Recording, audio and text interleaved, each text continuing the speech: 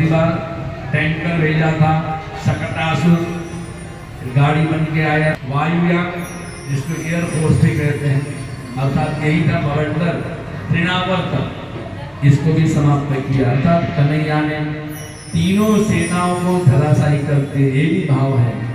इस तरह से कन्हैया इसी तरह से लीला कर रहे थे।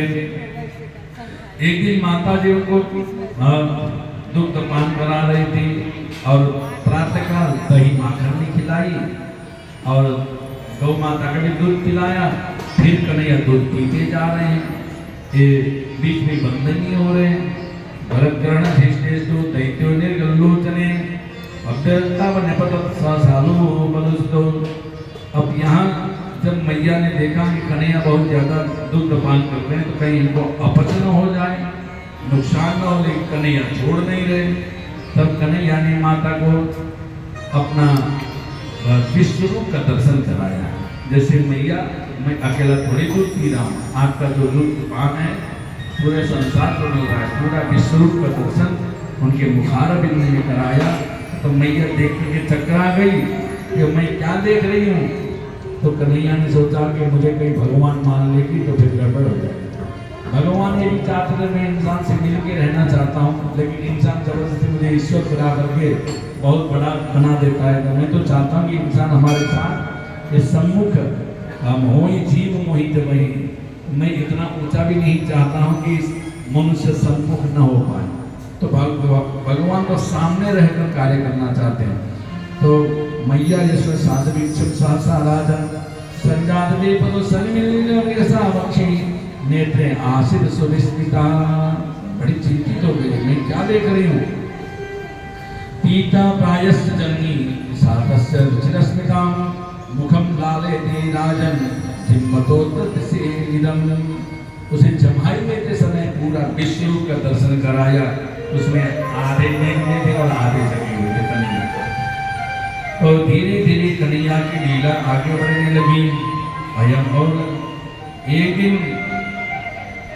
वसुदेव के यहाँ गर्गाचार्य पहुंचे। तो वसुदेव ने कहा कि महाराज आप गोकुल जाएं, तो वहाँ हमारे मित्र हैं नंद जी के यहाँ जाएं, वहाँ एक बालक है, उनको आशीर्वाद दे दें।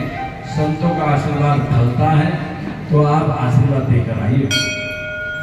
तो वो तो चाहते थे कि जो नंद बाबा के यहाँ बालक है उसका कुल पुरोहित नहीं।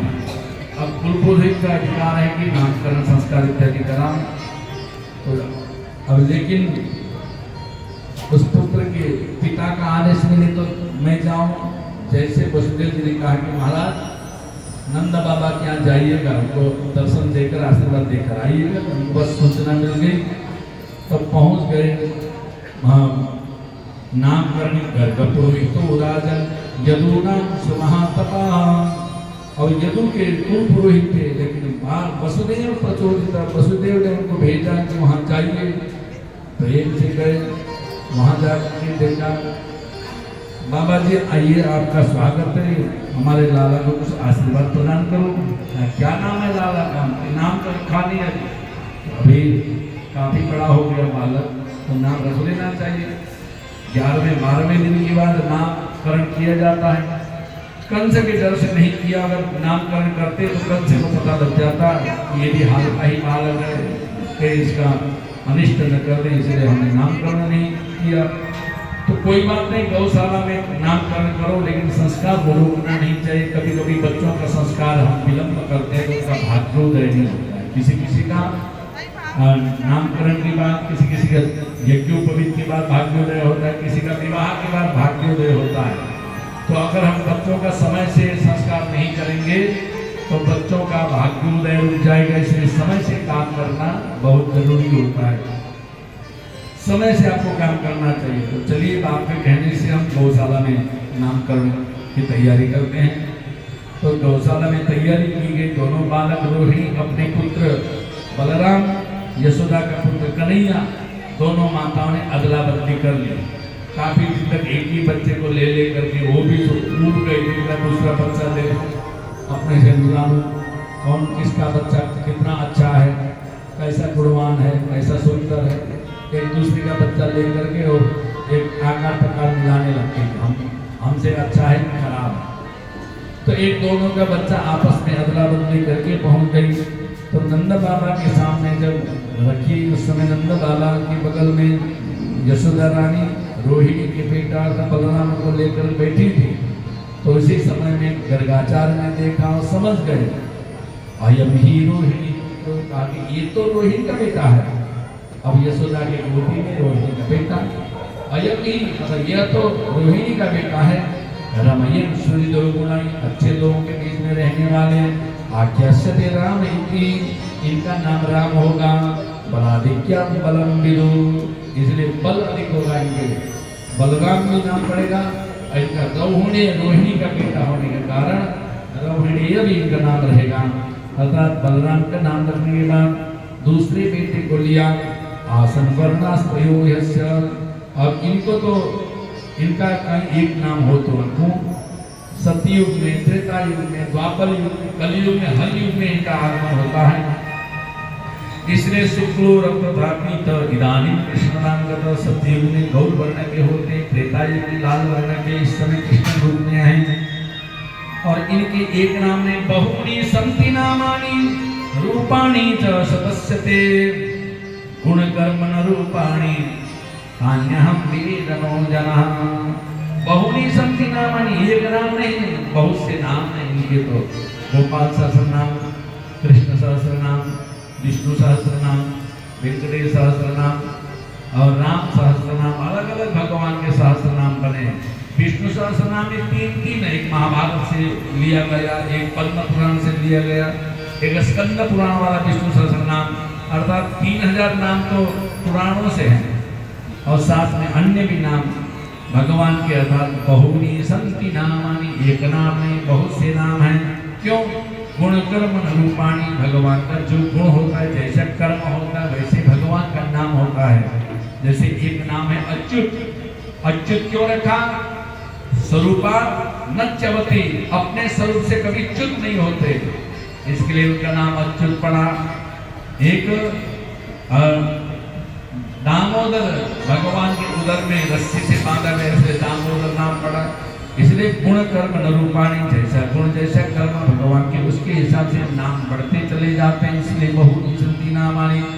और इस समय कृष्ण रूप में है, इसलिए इस समय इनका कृष्ण रूप रखा। किमी भूमाच का शब्द कृषि, अर्थात कृष होता है भूमिवाचक शब्द, और रणस्य निवृत्तिवाचक, जो रण है निवृत्तिवाचक है, पृथ्वी का भार हरण करने वाला स्वरूप, इसी को कहते हैं कृष्ण। और तयोरि के पर ब्रह्म कृष्ण दिव्य विधीयते, ये दोनों मिलकर के पर ब्रह्म बनते, कृष्ण रूप ही पर ब्रह्म परमात्मा है। इसको कृष्ण रूप से लोग जानेंगे, इसलिए यहाँ पर दोनों का नामकरण करके उन्होंने भविष्य भी बता दिया। जन्म कुंडली देख के बोले, लेख कैसा लिख डाला, जिससे तेरा प्रेम बढ़ेगा वो होगा मुरली वाला, जिससे तेरा प्रेम बढ़ेगा वो होगा मुरली वाला।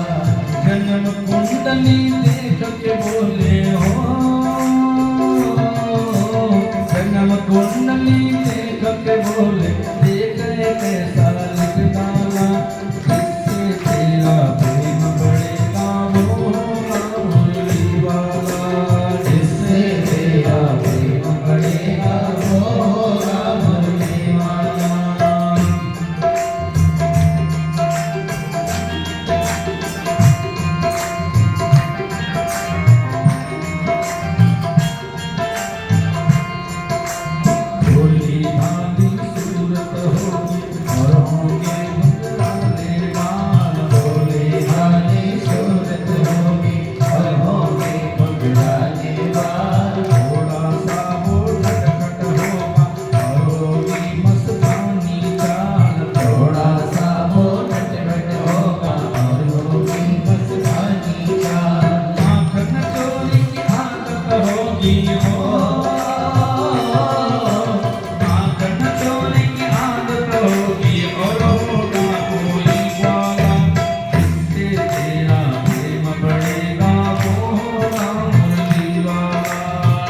जिससे तेरा प्रेम बढ़ेगा वो होगा मुरली वाला।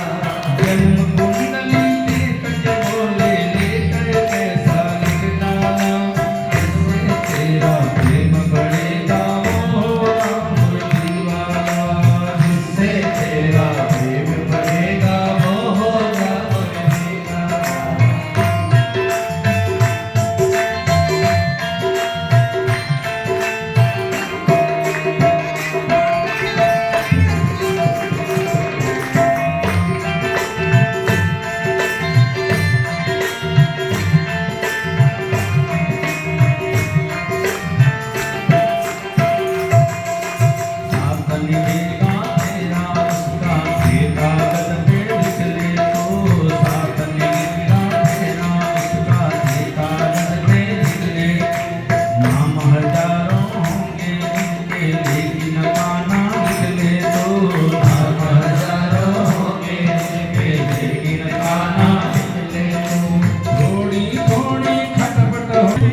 सीजरी की डिलीवरी में उतना होता है, लेकिन नॉर्मल जैसा नहीं। लेकिन आजकल सीजरी कंपल्सरी सा हो गया है।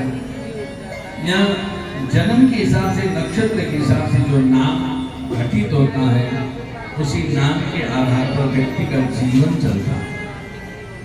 एग्जाम्पल के लिए जैसे भगवान राम जी का जो नाम है, उस नाम को अपने भारतीय भाषा में या संस्कृत, हिंदी या अन्य जो भी भारतीय भाषा में जब नाम लिखते हैं तो सीधा सा सरल सी रेखा राम के नाम पे होता है। ऊपर से थोड़ा एक टेढ़ा, बाकी सीधा सीधा रेखा खींचा जाता है और उसका खींचते समय ऊपर से नीचे ज़्यादा लिया जाता है। तो वैसे भगवान का नाम में 3 अक्षर, रकार और आकार और मकार, इसको लेकर के राम 3 है। राम लखन श्री सोहई कैसे, एक तरफ राम, एक तरफ लक्ष्मण, एक तरफ सीता, तो 3 यहाँ नाम में आपको नजर आएगा। लेकिन भगवान कृष्ण के साथ और एक पहले ककार है, फिर थोड़ा सा नकार है, फिर शकार है, फिर नकार है, 4 है। अर्थात भगवान और श्री कृष्णस्तु भगवान स्वयं, जो स्वयं भगवान में 3 शक्ति है, एक श्री देवी, भूदेवी और नीला देवी। तीनों शक्ति के साथ भगवान परिपूर्ण है। तो यहाँ 3 मिलाकर के 4 हो गए, अर्थात भगवान का पूर्ण स्वरूप बना। और कृष्ण लिखते समय थोड़ा कटा भी है, थोड़ा खंडित भी है, थोड़ा तिरछा ज़्यादा जाना पड़ता है। वैसे जैसा नाम भगवान कृष्ण का, वैसे भगवान का जीवन मथुरा से द्वारिका तक भगवान का था। भगवान राम का ऊपर से दक्षिण, उत्तर से दक्षिण, लंका से अयोध्या, अयोध्या से लंका। तो जैसा यथा नाम तथा गुण, और जैसा भगवान का नाम की रेखा सरल है, वैसे भगवान राम का भी जीवन सरल था। लेकिन भगवान कृष्ण का जीवन सरल नहीं था। उनको भगोड़ा भी घोषित करके रण छोड़ के नाम भी पड़ा, उनका चोर भी नाम पड़ा है, उनका छल भी, उन झूठ बुलवाने के लिए भी उनके भीष्म जब अश्वत्थामा मारा गया, युधिष्ठिर से कहा कि भाई आपको बोलना अश्वत्थामा मारा गया। तो वहाँ भगवान के जीवन में काफी उतार चढ़ाव है, लेकिन भगवान राम के जीवन में सीधा सरल सा जीवन है। जैसा नाम वैसा भगवान का जीवन। तो इसी आधार पर हमारे यहाँ भारतीय परंपरा में, सनातन संस्कृति में नाम रखने की परंपरा थी। लेकिन आजकल हम पुराना नाम राम लिखो, अरे तो पुराना है, कोई नया नाम देखो, गूगल में सर्च करो, आजकल गूगल में सर्च करके रखा जाता है। तो नक्षत्र से कुछ लेना देना नहीं, जन्म उसमें कुंडली से कुछ लेना देना नहीं, हमारे मन का नाम होना चाहिए। तो यहाँ पर यथा नाम तथा गुण नहीं होगा, फिर नाम अलग, उसका जीवन अलग, गुण अलग होता है। तो इसी आधार पर भगवान कृष्ण का जैसे जन्म के हिसाब से नाम था, वैसे भगवान का नाम रखा गया। काले नाल पे राजा श्री राम कृष्ण से गोकुले अधिष्ठ जानवी पदवीर विचक्र मधुरंदसा। भगवान अब पहले सरीसृप जो बालक जब बड़े होने लगते हैं, पहले जो सर्प की तरह घिसटने लगते हैं और फिर धीरे धीरे का घुटने के बल चलने लगते हैं। तो कन्हैया जल्दी घुटने के बल चलने लगे, अधिष्ठान हुई पदवी, और पैर से और घुटने से भगवान चलने लगे।